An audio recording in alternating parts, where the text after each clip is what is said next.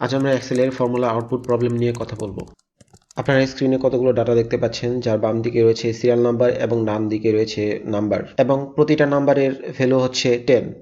তার মানে হচ্ছে এটার যোগফল 60 আসার কথা, কিন্তু আপনারা দেখতে পাচ্ছেন এখানে 30 দেখাচ্ছে। এই প্রবলেমটাই হচ্ছে আমাদের আজকের আলোচনার বিষয়। আপনাদেরকে যদি আমি এই সামের রেঞ্জটা দেখাই, তাহলে দেখতে পাবেন যে সামের রেঞ্জটাও ঠিক রয়েছে, কিন্তু তারপরেও রেজাল্ট ঠিক আসছে না। তো এটার সলিউশন কি হতে পারে? আপনারা যদি এই ডাটাগুলোর দিকে লক্ষ্য করেন, তাহলে দেখতে পাবেন যে টোটাল 3টা সেলে টপ লেফট কর্নারে সবুজ চিহ্ন দেখাচ্ছে। এর দ্বারা এক্সেল আমাদেরকে সতর্ক করছে এই সেলগুলোতে কোনো না কোনো প্রবলেম রয়েছে। আমরা যদি এই সেলগুলো একটি সেল সিলেক্ট করি, তাহলে এক্সেল আমাদের কশন সাইন দেখাবে।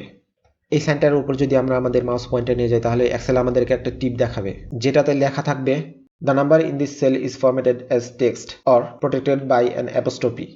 আবার যদি এই সাইনের উপর ক্লিক করি, তাহলে কয়েকটা অপশন চলে আসবে। আমাদের দরকার হচ্ছে 2 নাম্বার অপশনটা, অর্থাৎ কনভার্ট টু নাম্বার। এটাতে ক্লিক করার সঙ্গে সঙ্গে আপনারা দেখতে পাবেন যে সামের রেজাল্ট আরও 10 বেড়ে গেছে, অর্থাৎ টোটাল হচ্ছে 40। এভাবে বাকি দুটা সেল কারেকশন করে নিলে আমাদের কাঙ্ক্ষিত রেজাল্ট চলে আসবে। ডাটাকে নাম্বারে কনভার্ট করার আরও একটি শর্টকাট পদ্ধতি রয়েছে, যা আমরা পরবর্তী ভিডিওতে দেখব।